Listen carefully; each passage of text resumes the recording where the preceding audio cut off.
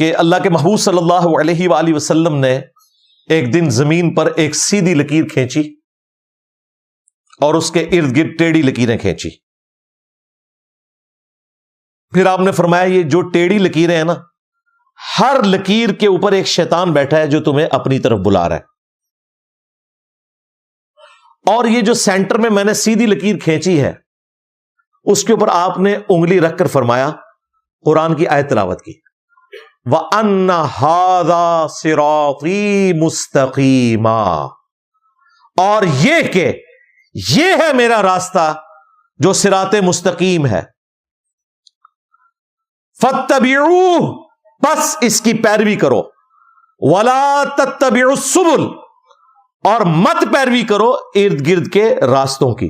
سورۃ الانعام کی آیت نمبر 153 آپ نے تلاوت کی اور اس کی ایکسپلینیشن کی،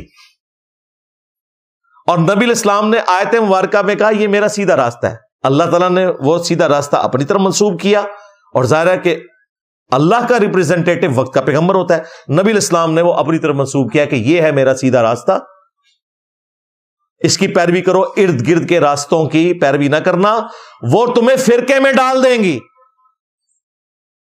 اللہ کے راستے سے بہکا دیں گے وہ راستے. یہ وہ چیز ہے جس کی اللہ تمہیں وصیت کرتا ہے تاکہ تم ڈر جاؤ، نصیحت حاصل کرو.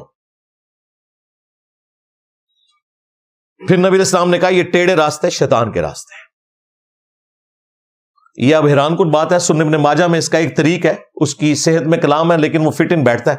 اس میں الفاظ ہیں کہ 2 لکیریں ٹیڑھی اس طرف کھینچی اور 2 اس طرف، اور کہا یہ جو 4 راستے ہیں یہ شیطان کے ہیں. وہی 4 مسلح یاد کر لینے نے.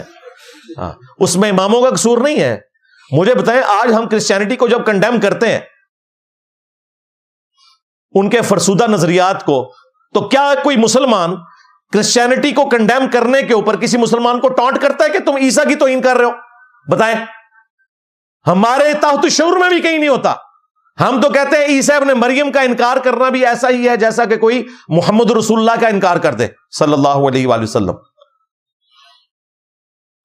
ان کی محبت ہمارے ایمان کا حصہ ہے، لیکن ان کے نام پہ جو شرک کھڑا ہوا اسے تو ہم کنڈیم کریں گے. تو تمہارے امام تو شاہی کوئی نہیں عیسیٰ ابن مریم کے مقابلے پر. ہاں، عیسیٰ کے جیسا ہے ہی کوئی نہیں، تیرے امام تو شاہی کوئی نہیں.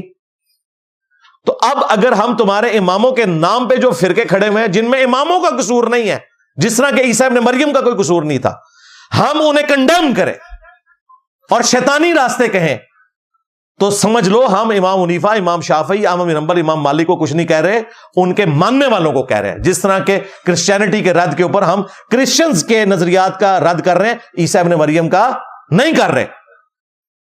یہ دھوکہ دینا بند کرو. میں ساتھ ساتھ پھکیاں دے رہا ہوں، یہ بھاگ نہیں سکتے، یہ پھکی ہے ان کے لیے. کرسچن تو یہ سوچیں گے کہ عیسیٰ ابن مریم کی توہین ہو رہی ہے. تو نبی علیہ السلام نے کہا یہ 4 شیطان کے راستے ہیں اور یہ میرا سیدھا راستہ ہے. اللہ تعالی ہمیں اپنے محبوب صلی اللہ علیہ وآلہ وسلم کے اس سیدھے راستے پہ چلنے کی توفیق دے. یہ ہے وہ صراط مستقیم جو صراط الذین انعمت علیہم بھی ہے. انعام یافتہ لوگ بھی اسی راستے پہ چل رہے ہیں، انہوں نے کوئی اپنے لائدہ سے راستے نہیں بنائے.